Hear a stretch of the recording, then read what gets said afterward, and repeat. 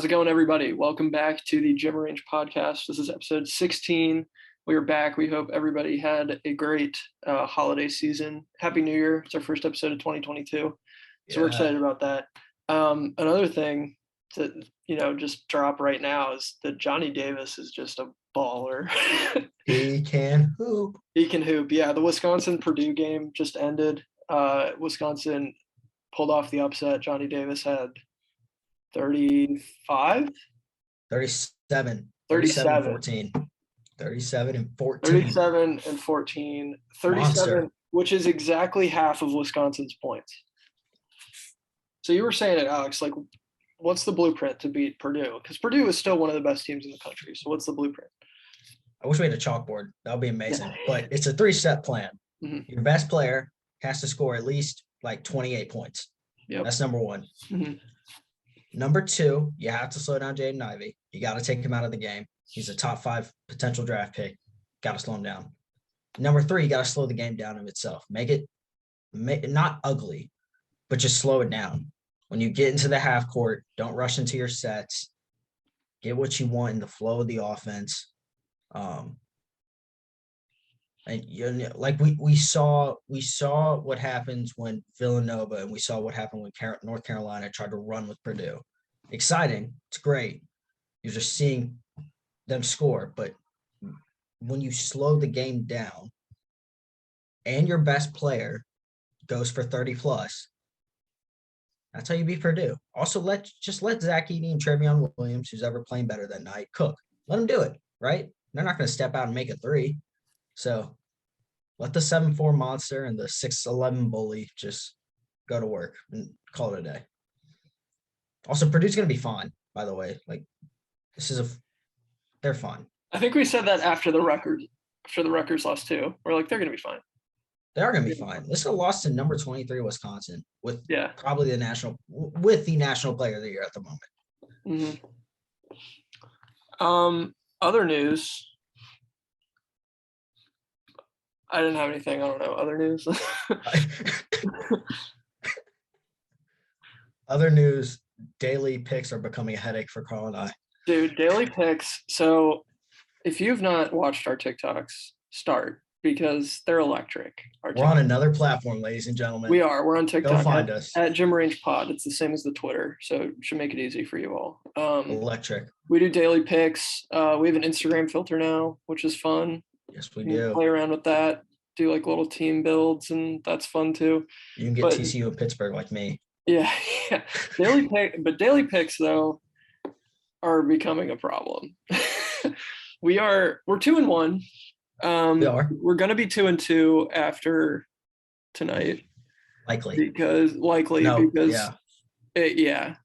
Arizona's only up by 8. I picked them to cover a 22-point spread. And too many points.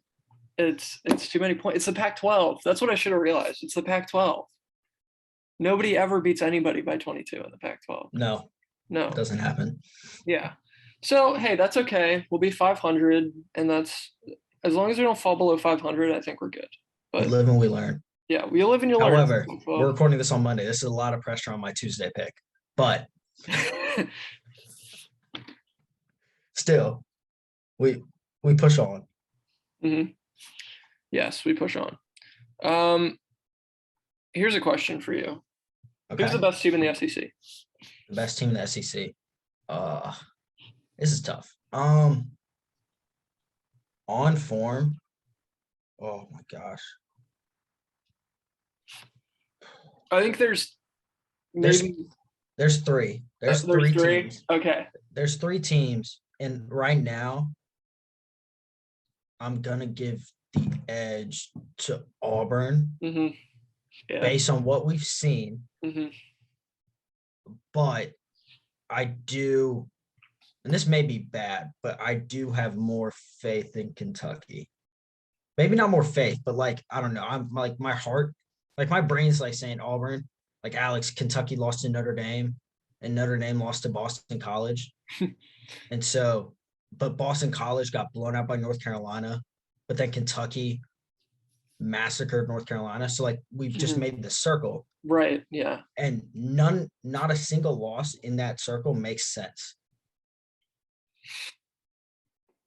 Like No, I agree Kentucky with you. shouldn't have beat North Carolina by 29. Like, anyway, so right, so like that's going on in my head. But Auburn right now on form. Walker Kessler is becoming He's a what North. dog. He is a He is. dog. He's nasty. He's crazy, dude. Interior monster. It makes me happy that North Carolina fans are kicking themselves that he left. But yeah, right now, I mean, the three teams are Auburn, Alabama, and Kentucky. Like, that's the three. I agree with you. And then a week ago, it would have been 4 with LSU. Would have been 4. Would have been 4. Would have been 4. But now we know that LSU. I'm not going to say they're frauds. I was going to do. You were hesitant about them. I was going to do a TikTok about this, and I probably still will. But LSU is good. They're not elite though. They're good. You don't have in like every analytics website, they have the number 1 defense. And like like across the board, every single one. Which we've talked about. It's not the Will Wade philosophy, but it's working. Yeah, but it's working, whatever it is. But their offense just like isn't there. And so they're good. Like you don't got Kentucky tomorrow. So it's a battle of, can you shut down Kellen Grady? And can you keep Oscar Tshiebwe under his season average 15.2 rebounds? That's a right now, like I really don't care. I would legitimately take Tshiebwe. Like if I don't know, I'm not a betting man, but like if you can actually bet on how many rebounds somebody can get in a game, put somebody on Tshiebwe getting over, because it's likely. Like that's becoming the bet to make in college basketball. But yeah, Afton Reed is going to have his hands full, I think. Yeah, for sure. Yeah.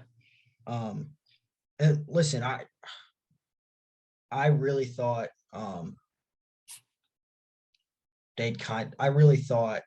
I don't know why I'm blanking on his name. This is so bad because he was one of my favorite players to watch when in high school. Transferred from Illinois. Please help me out. Shut up. This season at LSU. Why am I blanking? Literally watched him all the time. Tell you where he played high school basketball. Frazier? No. Miller. Adam Miller. Oh, Miller. I don't know why I blanked so long. Yeah. Adam Miller. When Adam Miller went down with his injury, he was out for the season. LSU, I had it like 6 in the SEC, probably fell to 8 in my mind, and they're still a top 25 team in the country. Yeah. So, credit to Will Wade. Tomorrow is a fantastic slate of games of what has been a relatively like quiet 10 days. Like, sit down, just watch some TV. Underrated, Oklahoma plays Baylor. Oklahoma team is tough. You kind of like Oklahoma, don't you? Just like a little bit. I like Oklahoma. I felt bad. Like, we're circling back to stuff already, but like I had Oklahoma at 7 in the Big 12 rankings. And like I felt like that was like really high. But that was pre-Oklahoma State getting screwed. Getting screwed. And Oklahoma State is just incredibly dipped. And Porter Moser has the Sooners rolling by all accounts. So, Yeah. But Baylor is the number 1 team in the country by a little bit of margin. Yeah, I think they are too. But circling back. Yeah, just circling back. To the SEC. This is the episode. Circling back. ... I agree with you. I think it's Auburn. Okay, yeah. I think it's Auburn right now because the Kentucky. Like, I think the reason for that is the Kentucky lost to Notre Dame, which was like kind of weird. Auburn's only loss is a double overtime loss to UConn, and UConn's good. Yeah. So I can't that's not a bad loss. It's a quad 1 loss. Yeah. Yeah. Quad 1 loss. Yeah. Quad 1 loss. What was the? Yeah, that was the term. Yeah. Quad 1 loss. Yeah. So anyway, Kentucky LSU will be fun. Then Tennessee LSU will be fun. I don't know. I like the SEC. I think they put out a good product as far as basketball goes. They really do. Which wasn't always true. Was not. No. But now they're fun for now. Yeah, we can talk about Baylor now though, because I was on the record saying that I didn't think they were going to be that good. Yeah, you had them I had them at 8, which I feel like was like the national consensus. No, like 8 to 10, that range. Yeah, I had them at like 15. 15. And I said on the record in our hot takes episode that they'll enter the tournament unranked. They're the number one team in the country right now. That's probably not going to happen. That's probably not going to happen unless something insane happens. But like obviously, yeah, like I'm ready to take the L on that. At some point, we'll put out the scorecards for how everyone's doing on their hot takes. See, some of my again, we're circling back. Yeah. Some of my hot takes. Listen, that Oklahoma State hot take I said that kind of as a joke. I should not have said that. Oh. We should put an asterisk next to that one. My record should have an asterisk. Anyway, Baylor though. Oh. Like, I mean, they're great. Is it like I'm trying to figure out like what it is, because usually when you lose like the best backcourt in the country, like you lose all of them. It's not just like you lost like one or two of them, you lost all of them. Correct. Usually like there's a significant drop off, and they have not dropped off like at all. So I don't know if is it a system? Haven't missed a like, step. Yeah, like what is it? Because the new guys have come in and been fine. And they also lost one of their best freshmen. So like I don't know what it is. I'm sure it's culture. It's Scott Drew. It's this team. A national championship does wonders. Obviously, that goes without saying. Yeah. But I think it kind of re-energized a program. Scott Drew's been there since 2003. Mm-hmm. They'd hit the Final Four before and like gotten close and never kind of eclipsed it. Yeah. They beat an undefeated Gonzaga team that everyone was ready to like crown the national champion coming into the tournament. Mm-hmm. So stuff like that does wonders for kind of the mentality stepping in. And it's kind of this whole like new blood kind of like term that we coined in the past decade with Villanova, with Gonzaga. We can probably it's early, granted, but like legitimately I can say that 2020 Baylor really could have won a title. I don't know if winning a title, what that means for keeping the lights of Butler, Maceo Teague, and Davion Mitchell. Yeah. But I know in 2021 they did win a title. In 2022, they definitely could repeat. So like, are we looking at a three-peat? Like if that, and I know like that's saying something that like we haven't seen that since UCLA. Mm-hmm. But I'm glad you brought up 2020, because this can be a little like teaser for the people. But something I'm working on for our TikTok content is simulating through the 2020 tournament. Sick. Yeah. So also, this is my ultimate college basketball hot take. I don't know if I've said it. Mm-hmm. I definitely told you. I don't know if I've said it on the podcast. Okay. Duke was gonna win the 2020 national title, and Coach K was gonna retire. That is a hot take, but they were the number 6 team in the country. And I felt it because, like you lose to Stephen F. Austin, and I'm like, that's a moment you're going to clip in the season movie at the end of this. Yeah. Sometimes it just feels like, it just felt like a movie kind of. Yeah. And it was just a gut thing. And so I was gutted. And I don't know, Trey Jones, the Jones family, winners. It felt right. Vernon Carey had an anchor on the interior. Anyway, again, this episode's just circling back to old memories because it was a light slate of games. It was, yeah. To say the least. We took a break, but kind of college basketball did too. There were a lot of COVID stoppages, and other schools were off for break. Also, if you want to check in on the daily pick that did not make the daily picks, Sam Houston, it was a push. They did not. It was a 8-point spread, and they won by 8. Oh, dang! And they were up by 22.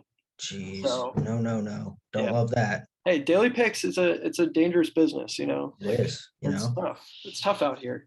It is, especially in days where you hate the slate. Like I hated the slate, but we had to make a pick.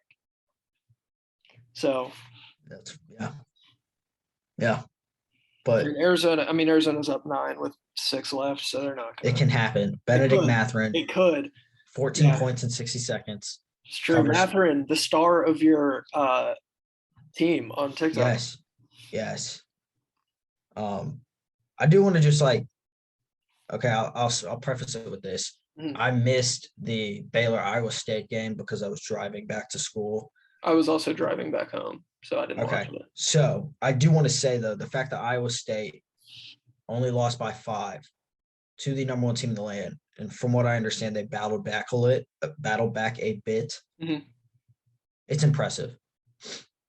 Yeah. And I know they fell in the rankings. Only to 11, though. I saw some people, I think Jeff Goodman had them 21 after the loss. But that felt a bit reactionary. Loss to the number 1 team. Felt a bit reactionary. Yeah. It was only by 5. It's not like Baylor walked in there and beat them by 30, which some people expect. Yeah.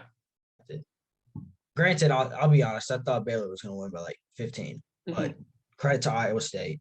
Yeah. Looking 100% like a second weekend team. Listen, I'll read you off their next 5 games. They got Texas Tech at home, ranked Texas Tech, by the way, number 25 Texas Tech. They have to travel to Norman in Oklahoma, which Oklahoma, if they lose to Kansas or lose to Baylor, will be coming off a loss. And I don't know, there's something about playing good teams after a loss. Maybe that's just silly, but then Iowa State travels to Lawrence to take on number 6 Kansas. Then they're back home against number 14 Texas, and then they travel to Lubbock to play number 25 Texas Tech. That's a brutal stretch. It is a brutal stretch, exactly. Hey, then they're gifted TCU. Yeah. On the bright side, even TCU's if they 10-1, so maybe I should take that back. Even if they lose, they could. So here's the thing, which you kind of said without saying it. 1, 2, 3, 4, 5. They could lose the next 5 games.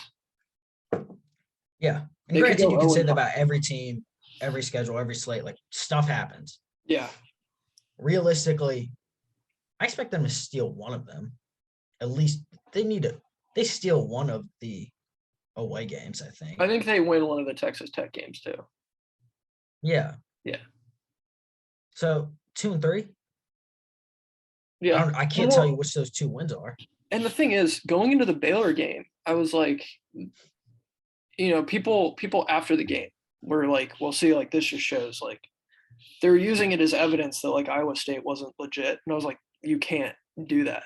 This is actually evidence that they are legit, that they only lost by 5 to Baylor. So I don't know, because we both, and I think most people had them very bottom of the Big 12. So. Yeah. Yeah, but they're better than we thought. Speaking of better than we thought, the Big East. The Big East is better than we thought. They are. Yeah.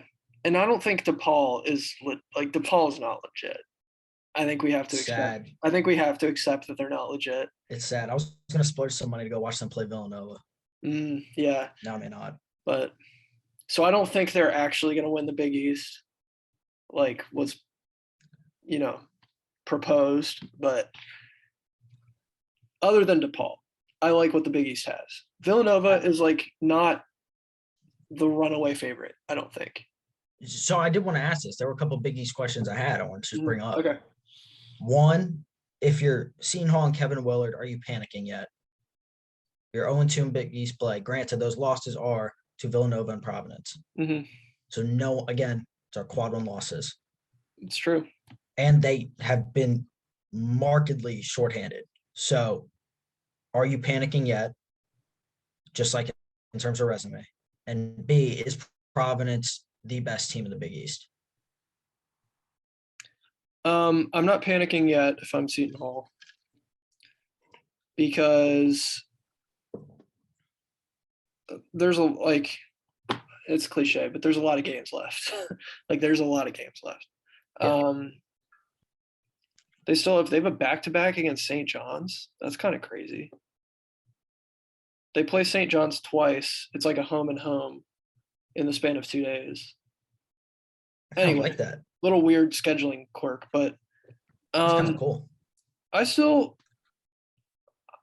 I still like their chances. But moving on to your second question though, here's what I'll say about Providence. I think they're the most battle tested team in the Big East. Without a doubt. Without a doubt. Like their schedule has been nuts and they have done the absolute best that they could. People are they're pointing to, well, like when you talk about Providence, they're pointing to the Seton Hall win. Mm-hmm. They're pointing to the UConn win, Texas Tech, even a win against Vermont. Like, I get it. It's the America East, but like Vermont has been like my childhood was watching Vermont win the America East tournament or battle with Stony Brook in the title game, like that. And like they beat Wisconsin. I get Wisconsin without Johnny Davis, but it's Wisconsin still. Wisconsin. They beat Big Ten power Northwestern. Yep. Yeah. It's still a quad one loss for Northwestern though, so don't worry. It is. Granted, they lost by 18 to Virginia, which that's a weird one to me. Which again, like to me, that's up there with Virginia Tech losing to Memphis. That's up there with Kentucky losing to Notre Dame. Like stuff that just does not make sense. Yeah. But it's a return to normalcy in college basketball. You have bad losses in air quotes, and those are those bad losses. Right. So, but then they followed up with wins against Texas Tech, UConn, Seton Hall. And then this is so far, this is the only daily pick that I've hit on. It was my New Year's Day one. Providence money line. We're Providence money line. They weren't favored. They were like a 1-point underdog against DePaul. And I was like, there's no way that DePaul beats this team. There's no way. And I think Providence, I think they still, I know we joke about this term, but I think they lead the country in quad one wins. They do. I think they still have 5. They have 5. They still have. I think the next closest team is 3. Okay. Yeah. So like I said, they're definitely the most battle tested. And I think that'll really come in handy when they have to play Villanova. And I said this earlier, like I don't think Villanova is far and away the best team in the Big East. I just don't. Also, Providence doesn't play Villanova until February 15th. It's a long time. Long time. It's a long time. But I think there's at least a case to be made that Providence is the best team in the Big East. And based on what this is, again, this is January, so it's January 3rd, so we're all just throwing out picks again. Like we've seen 2 months of basketball, but it's good. That's most of what we do though. Is just we're throwing stuff at the wall and like hopefully some of it sticks. Hopefully it sticks in March. Hopefully, yeah, that's a thing. That's where our takes will really age well. Exactly. Is March. So and here's our Arizona tracker for this episode. They're up 12 with 5 to play. It's doable. We're getting there. It's doable. We're getting there. It's doable. Oh man. We got some other things to talk about. They're up 13 with 4 to play. It's doable. 4:30. It's doable. Shoot. Wake Forest. I just want to touch on it. They've lost back-to-back ACC games. Which, they're both on the road, Louisville and Miami, but Miami's 11-3, and Isaiah Wong had 25, and Isaiah Miami's they're also 3-0 in conference play. Both teams are, it's fair. Maybe not. I'm gonna recant my whole Wake Forest as a point of discussion. Neither of those are bad. Well, what was your? I don't know, because I feel like 2 episodes ago I was like Wake Forest is a top. I super reactionary. Wake Forest is a top 3 team in the ACC. I think anything. I'm gonna. Who I'm gonna credit on this? I'm gonna credit our guy Tristan Freeman because he put out his ACC power rankings on Twitter the other day. I don't know if it was yesterday or when it was. But he had a note in there that 3 through 11 are interchangeable, and that's exactly today. I remember reading that. Is that today? That's exactly how I feel. That's 100% how I feel about the ACC. I think 3 through 11. It's North Carolina. Yeah, it's Duke. It's North Carolina, and then it's everybody else. On any given day, anybody else can beat anybody. And granted, you say that about anything. Miami could totally walk into Cameron Indoor and beat Duke. Yeah. Georgia Tech is plus 17 tomorrow against Duke. I don't know when this episode gets out, but if you can hear this and place a bet before that game, I would take that. Yeah. Duke's coming off a COVID pause. They've had one practice, which is terrifying for me as a fan. But, I mean, that's too many points coming off a time where you haven't played. Okay. Pick of the day preview? Yeah, pick of the day preview. I bet against my team. Okay. Yeah. I almost did that with Maryland today, but I decided not to. Oh, my gosh. But, yeah, I mean, I don't think – here's what I don't think – ACC is something. I don't think us saying 3 through 11 are interchangeable is super different from what we were saying at the beginning of the season. The only difference is that Florida State and Virginia Tech are not as good as we thought, and that's the only difference. Well, I think our consensus was 1 through 4, and then 5 through 12 are interchangeable. Yeah, so I don't think it's kind of what we thought, but it's shifted. It's just granted, Florida State and Virginia Tech are in that 3 through 11. Yeah.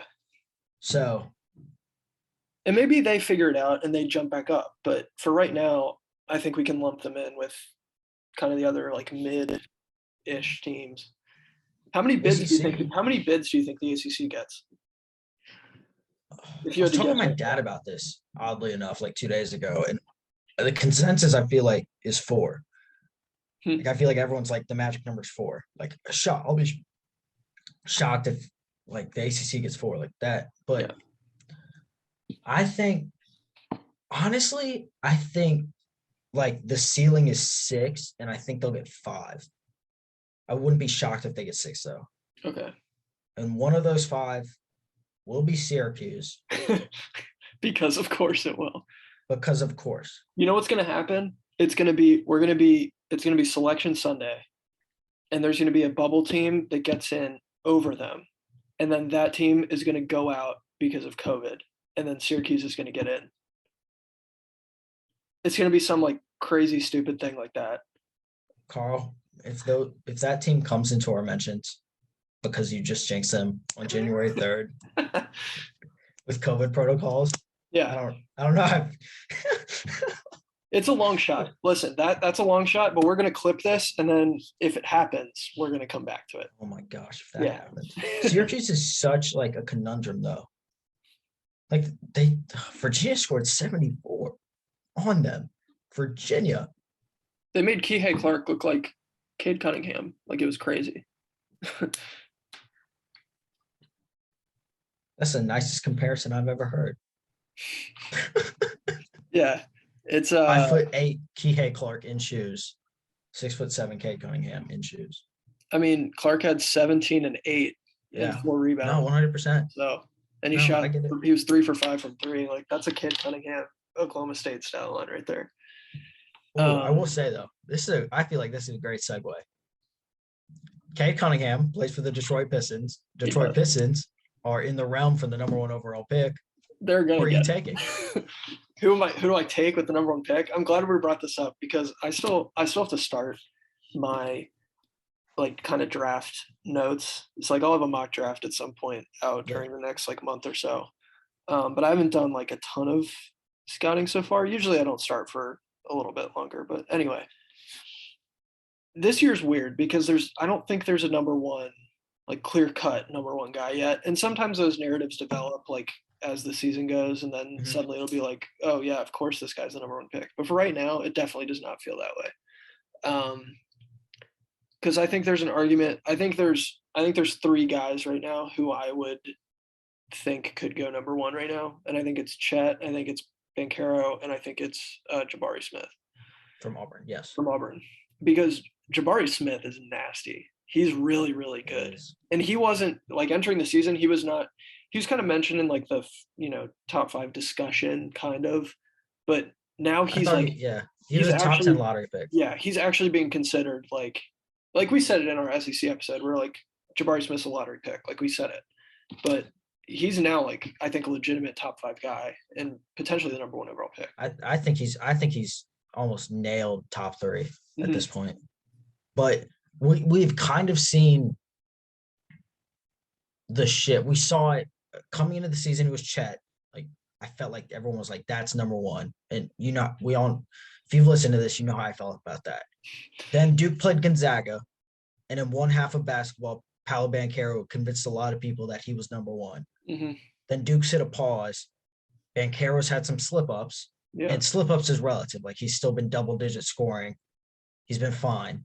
But now Auburn's playing really good basketball. They're the number 9 team in the country, and Jabari Smith is their best player. And he's now getting cracks at that. And so I think it's all dependent upon need. I think for the Pistons, like if we're saying like the Pistons get the number 1 overall pick, I'm like iffy between taking Banchero or Smith there. I don't think you take Holmgren if you're the Pistons. I don't think so either. So, like Smith, obviously you can space the floor, and he's a 6'10" guard, and we overuse that. I feel like as just like collective sports basketball media, like we overuse the 3. I feel like there's terms we overuse, like the 3-level scoring. Like we attribute that to a lot of guys, which that is just naturally like you're kind of forced to become that if you want to be successful in basketball in the 21st century. Right. And like we kind of attribute like 6'10" guys who can handle the ball, like 6'10" guard. Is that Arizona? Are those eyes for Arizona? They're up 18 with 1:30 left. We love to see it. Okay, hey, I'm not looking. I'm not looking. Spotify, keep talking. Keep talking, and I'm not going to look at it because I haven't been looking at it this whole time. Fantastic. Okay. Anyway, I'm kind of torn. I don't know. I've always seen Paolo as like kind of like that point forward, and Smith can definitely play off ball. So like you want the ball in Cade Cunningham's hand. Like that's who you select as your franchise cornerstone. I feel like Banchero and Cade could kind of conflict at certain points, so it might be a little safer to go Smith there. Yeah. Plus, I don't know where I mean, I guess you could just go positionless entirely because with Banchero, you can kind of afford to do that. Like, you just get him on the court is really the point. Yeah. But like Saddiq Bey has been very good for them. Yes. So it's like, where do you put him if you're putting Banchero on the floor too? Because like I can see the fit with Jabari Smith. You put him in as a stretch 4. Like he can shoot, Bey can shoot, Cunningham can shoot. Then you kind of just fill in like whatever center you want and call it a day. But I don't know what isn't Lyles like their center at the moment, like de facto? Is Isaiah Stewart getting minutes? I haven't been following. I'll pull up they're playing the Bucks right now. Okay, yeah. Just look that up. Their starting 5 against the Bucks was Diallo, Hayes, Cunningham, Saddiq Bey, and Trey Lyles. So Trey Lyles, I feel like, is probably like playing that 5. That'll be like a plug and play thing though. Like I don't think that's going to be the same next year. So if you're really rolling with Isaiah Stewart, then I don't. But in that scenario though, like you could also, I don't know. You're overarching theme. You can't go wrong. I don't think you can. No. Yeah, I think Banchero's pro ready. Banchero could go step in tomorrow. He'd be fine. Yeah. Holmgren is the project, but with the most upside.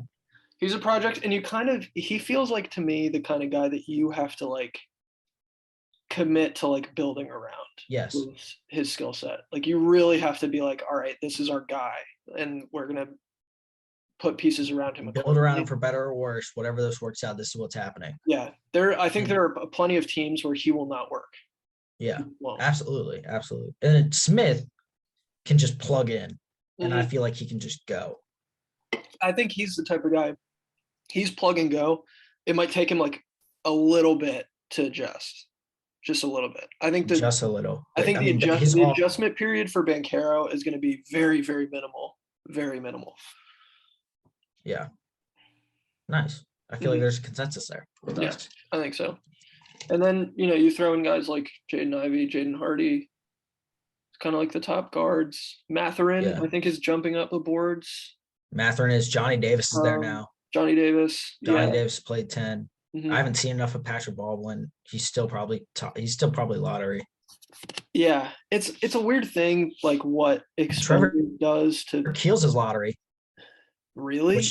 That's a thing. Trevor Keels was 7 on ESPN Plus's latest board, and I don't know. Like I like I love Wendell. him. I like Wendell Moore's upside better than Keel's. I'm gonna be honest. Keels is see. Here's the thing I struggle with. Just like looking at it, Mhm. you feel like Keel should be a better shooter, but Moore is almost hitting 40% of his threes, and Keels is shooting 32%. Mhm. And like you'll listen to a Duke game, and you'll hear, and I love Keels, right? Like this is not slanting, so I'm just kind of critiquing like the language around it. Mhm. Like, he is a 6'5" linebacker, like that's his body type, Yeah. and Yeah. he'll hound the opposing guard, the opposing league guard, but like Wendell Moore defensively is Coach K's guy, and he Mhm. takes the assignment for whoever they're playing. Yeah. Wendell Moore's also 6. He added an inch in the offseason to his height. I don't know how you do that, but he Mhm. did. And he's got a 7-foot wingspan, which has got him. And he's only 20. He'll be Yeah. 20 at the draft. Mhm. I like that. So I like it a lot. You know. defensive ability, if he could show that he can just hit shots, Mhm. like you're not selecting Wendell Moore to like be your number 2 guy. You're selecting like the Warriors. I think would be an interesting piece there. Mhm. Yeah. So Something I've learned too over the last. I guess I've done this for. I've done mocks and stuff and scouting for like 2 years now. I guess something I've learned is that I tend to like really prioritize, for better or worse, like the first thing I look at is like, can they shoot? Because that is like arguably game, it's yeah. I mean, it is what it is. yeah, I think sometimes I maybe weight that a little too much as in my evaluation of players is whether they can shoot or not, or like what their shooting percentage was at the college level. Because like I have 2 examples for this. One, Aaron Nesmith shot like 52% from three at Vanderbilt, at Vanderbilt, yeah, absolute sniper, and he's coming to the league and like. You could argue like the fit wasn't great or like he's not really getting the opportunities, but he's not shooting 50% from three. You he's been know, hit or miss. he's been hit or miss. Sorry, I had to use the No, pun. you're right. I I mean, had to you're do right. it.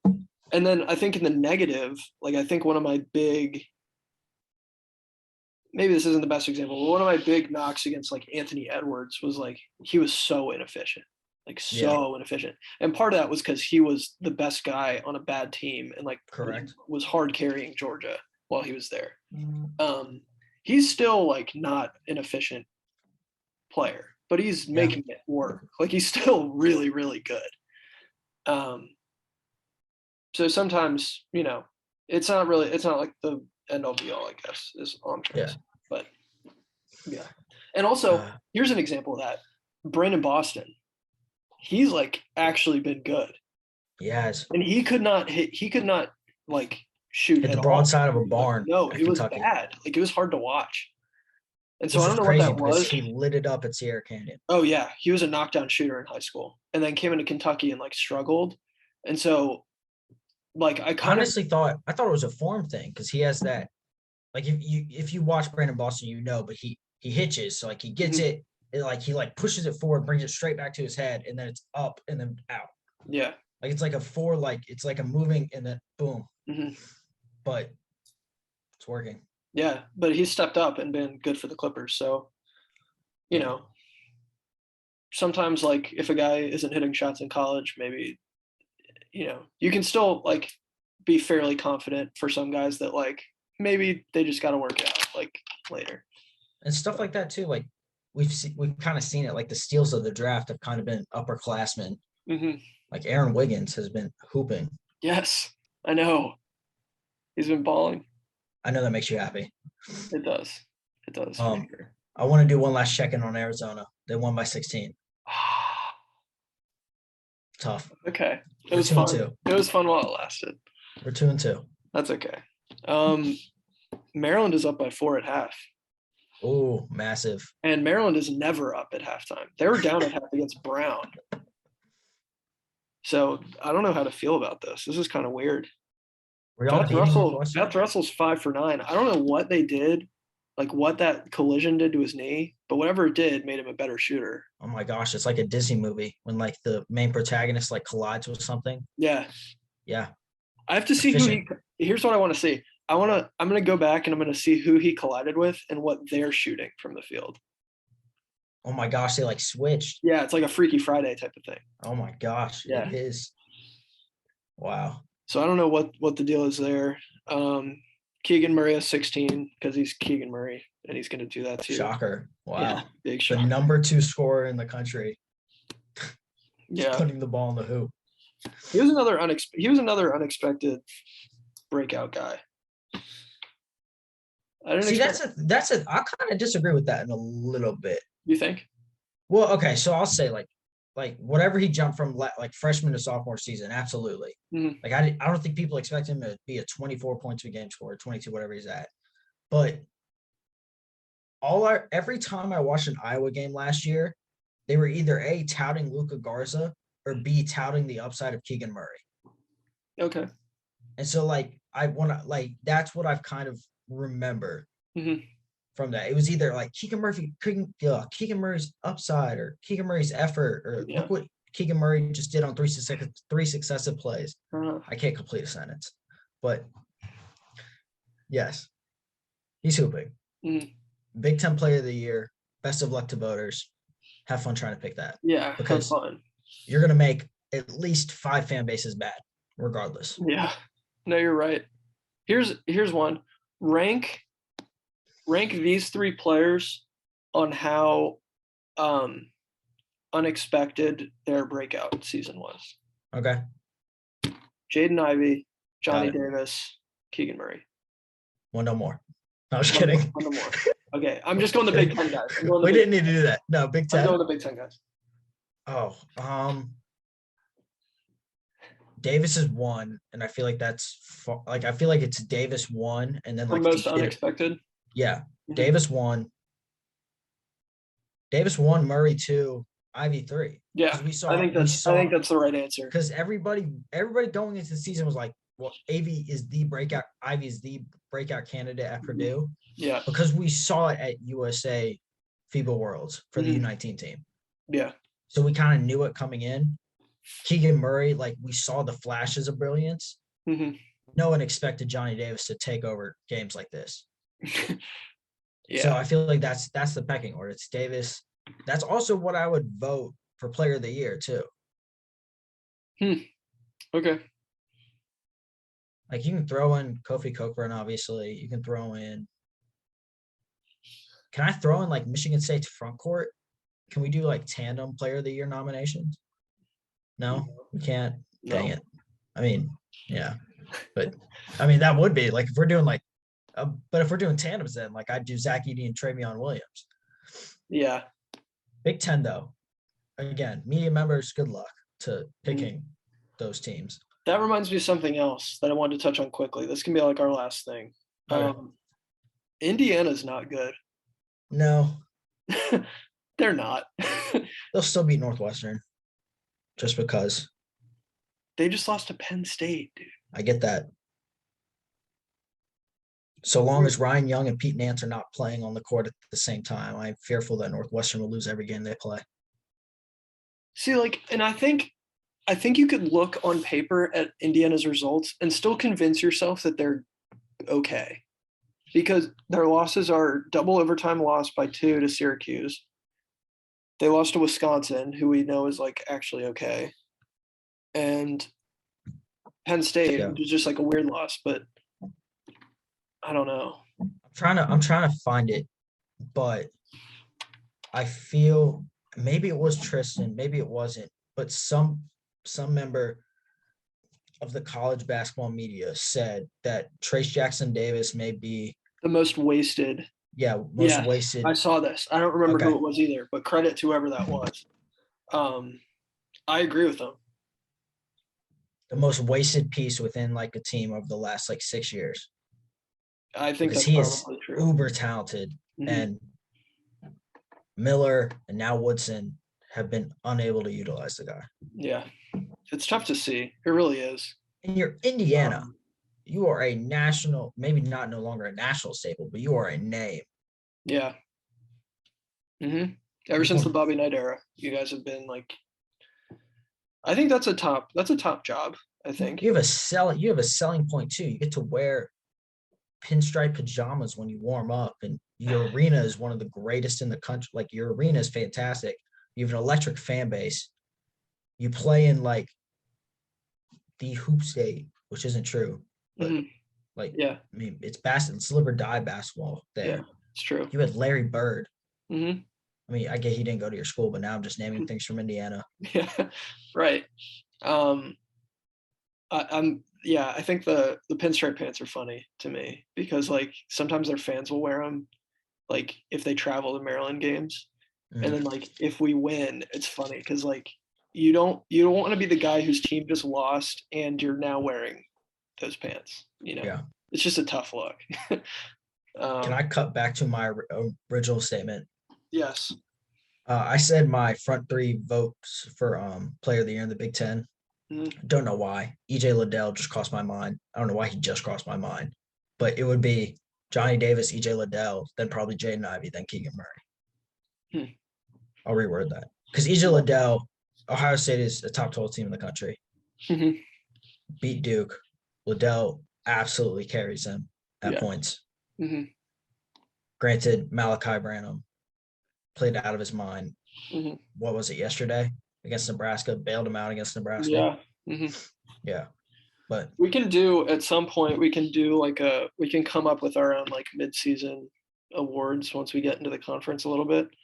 But my one award I want to give out is best highlights, and it's Jaden Ivey. Jaden Ivey has the best highlights. He's disgustingly fast. I'm just trying to think of like jump out of somebody I can even throw into that conversation. Like, that's just my pick for right now. Trying to think. I really don't know if there is anybody. I could like this is just like me. Like I just find Oscar Tshiebwe grabbing rebounds fun. Like it's just fun. Yeah. But obviously, it's not often you get a player who makes rebounding fun to watch. Oh yeah. Yeah. He just goes and gets it. Because he's also not like 7'1". Exactly. He's like 6'9".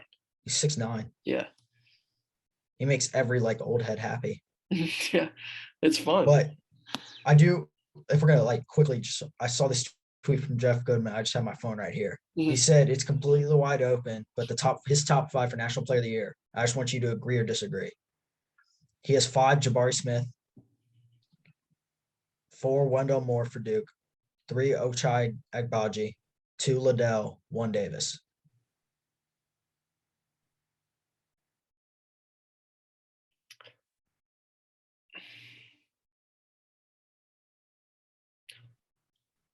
I think I would take. I think I'd take Liddell out, honestly. Really? I think so. Wow. I'd put Mathurin in. Wow. Okay. I don't know. Not to say EJ Liddell doesn't like. It's wide open. Conversation. I'm the biggest Wendell Moore fan you would find outside of his family. So I'll keep him in. If I'm like adding like a 6th person, I go to Tshiebwe. Yeah. Yeah. You're averaging 15 and 15. So it's really like 16 and 15. He's averaging 15.9 or something. Yeah. So. Okay. I mean, I think if Arizona wins the Pac-12, I think Mathurin should be in. Oh, if they win the Pac-12 and they're a top 2 seed. Because here's the thing. Mathurin is averaging 18 and 6 with 2 assists. And he's shooting 50% from the floor and 38% from 3. Yeah. And he just scored 27 in this game. Well, like you think about it, if you think about it, Goodman's list, it's guys, and you would argue like not more, but it's the best player for 4 of the top 12 teams in the country, plus Wisconsin. Yeah, which is kind of how it works. Yeah. But there's no Timmy in there. There's no Juzang in there. There's like 15 guys. Mm-hmm.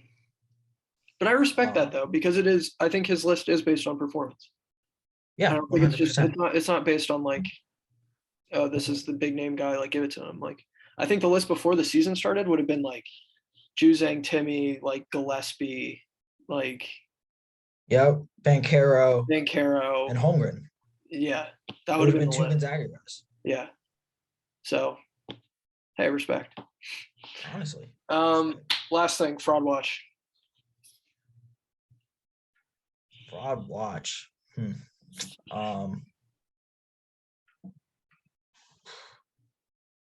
Las Vegas moving the money line, the lines after Carl and I have made our picks in our mind. Thus, Yeah, that's really fake of them to do. yeah. It didn't matter. It didn't matter because I was wrong anyway. It didn't matter. I don't know. I don't really know if there is anybody I'd add that like we don't. Like I'm not pressing the panic button on Seton Hall or LSU. Tennessee lost to Alabama, but like they were without Fulkerson and they were without Chandler.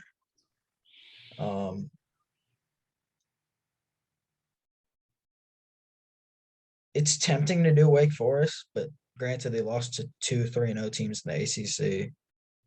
I guess we could throw DePaul.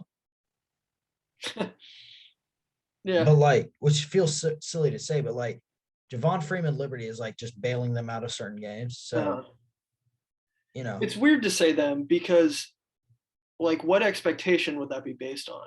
Exactly. Yeah. So nobody, I guess. Yeah, nobody. We just keep it the same. Michigan, right? Like. Oh, I mean, yeah. Let's just leave Michigan in there. Yeah. You don't deserve to get pulled out. Yeah, I don't think there's anybody. I don't know that there's anybody we can add. I don't know that there is. No, not over the last week and a half. And anybody that we could add is just teams that like started off better than we thought and then kind of showed that they weren't actually that good. So it's like I don't think we can put them in because we didn't really believe in them to begin with. Yeah. But anyway, that's going to do it for us, I think. Thanks for watching, everybody. Thanks for listening. Follow us on Spotify. Rate us on Spotify. That's a thing you can do on Spotify now, is you can give 5 stars to a podcast. So if you feel like we deserve 5 stars, drop 5 stars. If you feel like we deserve less than 5 stars, just don't rate us. Okay, like we don't want any of that. Give us feedback though. Yeah.